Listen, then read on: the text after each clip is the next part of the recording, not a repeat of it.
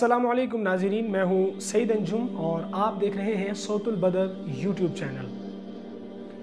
नाज़रीन, इस खित्ते में क्या हो रहा है, ये वो अहम सवाल है जो हर गुज़रते लम्हे के साथ इंतहाई अहमियत इख्तियार करता जा रहा है। इस बारे में बहुत सारे लोग बहुत सारी बातें करते नज़र आते हैं। इससे पहले कि हम इस सवाल पर बात करें, मैं आपको इंतहाई अहम दो वीडियो क्लिप्स दिखाना चाहता हूँ। You speak Urdu or English? थोड़ा थोड़ा। फिर क्यों मारा ट्रैफिक वाले को आपने? उसको क्यों मारा? Why you fighting?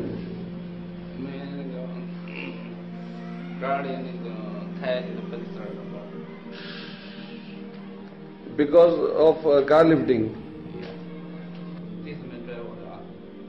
आप ड्राइवर हो? किस बात पे झगड़ा हुआ था? सर, उसने गाड़ी पार्किंग से मना किया। तो गाड़ी नो पार्किंग पे थी? जी, गाड़ी नो पार्किंग पे थी। तो मुझे उन्होंने कहा कि भाई गाड़ी हटा लो। मैं गाड़ी हटा रहा था तो इसने बॉस ने कहा मैं तो इसका मुलाजिम हूँ, तो इसने मुझे कहा नहीं हटानी गाड़ी। मैंने इसको बोल दिया, मैंने कहा बॉस पुलिस में कह रहा है गाड़ी हटा दो। इसने नहीं मानी। सही है। अच्छा, वो फिर पुलिस वाले को मैंने बता दिया। मैंने कहा भाई मैं मजदूर आदमी, वो मेरी नहीं सुन रहा है, तो तू खुद इसको बोल दे, जा बॉस से खुद बात कर। वो बात करने गया तो ये आगे से इसने फाइटिंग शुरू कर दी। सोना लिटा के मारे, बहुत मारे जी, मारा तो बहुत है। मुंह वगैरह फटा हुआ है सारा, टांगों पे और पीछे से लाते हैं और मुंह के मारे सिपाही को। जी ठीक है। इनका नाम क्या है? और अब दूसरा क्लिप मुलाहिजा कीजिए। ये पाकिस्तान के इलाके कोहस्तान में वाक़ दासू डैम साइट है, जिसमें काम करने वाला तमाम अमला गैर मुल्की है, या यूं कह लें कि चीनी है।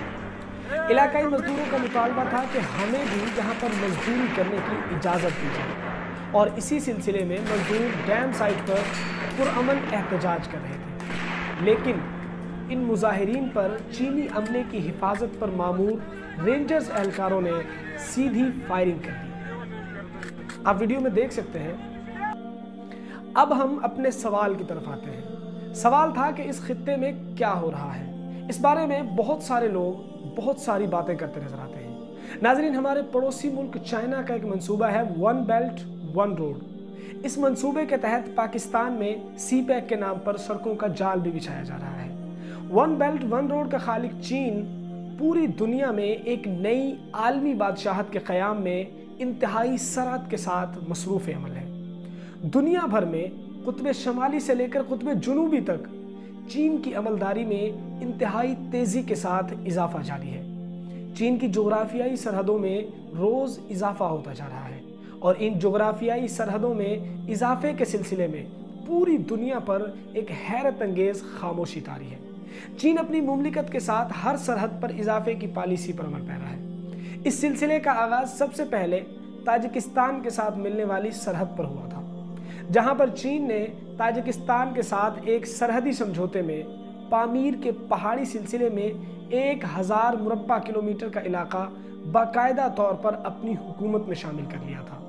और उसके बाद चीन ने भूटान के साथ सिक्किम में मिलने वाली सरहद पर डोकलाम का इलाका चीनी अमलदारी में शामिल कर लिया था।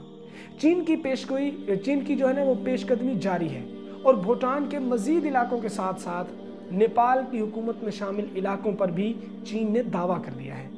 और इसके अलावा लद्दाख की ताज़ा तरीन सूरत हाल आप हजरात के बिल्कुल सामने है।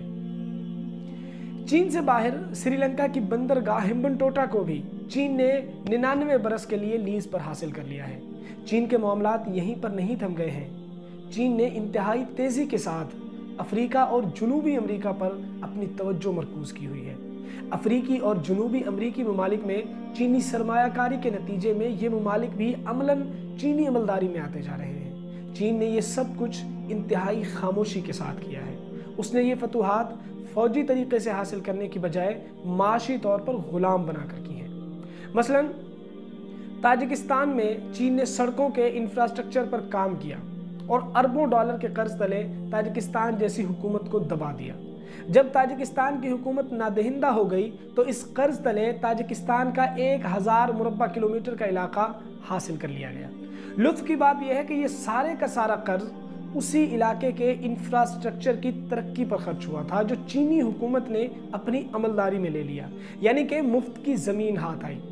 अगर ये ज़मीन ताजिकिस्तान की हुकूमत फ़रोख्त करती तो उसे कई 100 अरब डॉलर वैसे ही हाथ आ जाते। यही हाथ श्रीलंका के साथ हुआ।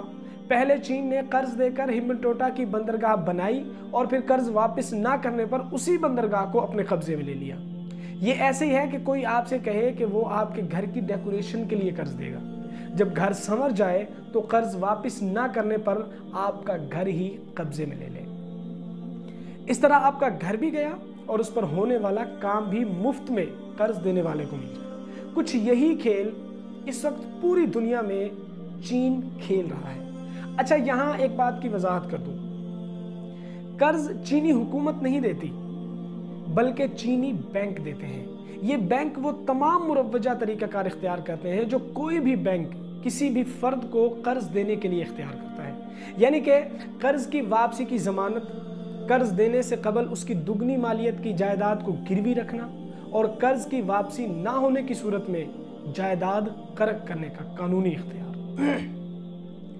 चीन ने अब तक जिस मुल्क में भी सरमायाकारी की है वो तीसरी दुनिया के ममालिक हैं, जहां पर करप्शन एक आम सी बात है और ये बात चीनी बैंकों के हक में जाती है जो पूरी दुनिया में रिश्वत या कमीशन देने के मामले पर इंतहाई बदनाम है। मिसाल के तौर पर पाकिस्तान ही को देखते हैं। पाकिस्तान में चीनी सरमायाकारी पर खाली इंश्योरेंस प्रीमियम ही 7% है। जब हुकूमत इन कर्जों की जमानती है तो शरह सूद से ज्यादा इंश्योरेंस प्रीमियम की शरह यकीनन एक सवालिया निशान है।